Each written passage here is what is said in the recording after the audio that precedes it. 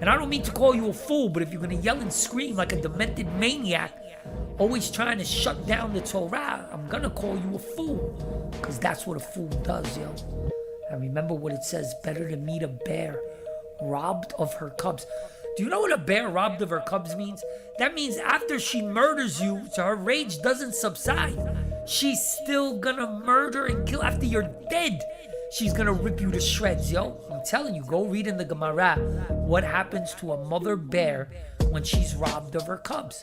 So here God is telling you through Shlomo HaMelech, better to meet a bear robbed of her cubs than a fool in his folly, yo. Think about that, yo. Hate mentioning names, yo. But Pierce Morgan, Joe Rogan, Tucker Carlson, who else, yo? Hashem, give me a few more. Mehdi Hassan, just give me a couple of more HaKadosh Baruch Hu, so I could let the world know that these dudes are fools in their folly. Better to meet a bear robbed of her cubs than a fool in his folly. Why do you think I don't challenge Pierce Morgan, Mehdi Hassan, Joe Rogan? None of these dudes. Why? Why? Because they're a fool in their folly. Do you even understand what I'm telling you?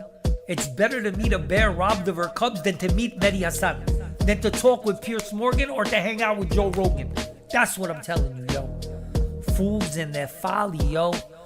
Exposing themselves, yo. So they got paid under the table by Qatar and Iran. All right, fine, we get it. But you have to know you're being judged for every letter that comes out of your mouth. Forget the word, I'm talking a letter. Each letter is weighed. You don't understand, yo. A couple in their bed, going to sleep in the middle of the night. Nobody cares. There's this small talk, whatever, about tomorrow and who's going to pick up the kids. That's recorded. If that's recorded, everything else for sure is recorded. And I would tell Joe Rogan, because I think he's like a cool dude. I would say to him, bro, just when they spoke bad about the land with Despise, the whole nation started dissing Israel. It's dangerous. We're going to die. We don't want to go there. Better we go back to Egypt.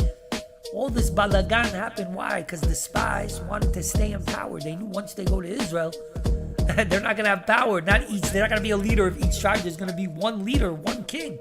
So they came up with this plan to diss the land, to stay in command.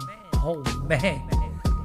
Bugging when you do something like this and you see what the end result of that was. Everybody died. The whole generation of the spies died. Think about what I'm telling you, bro.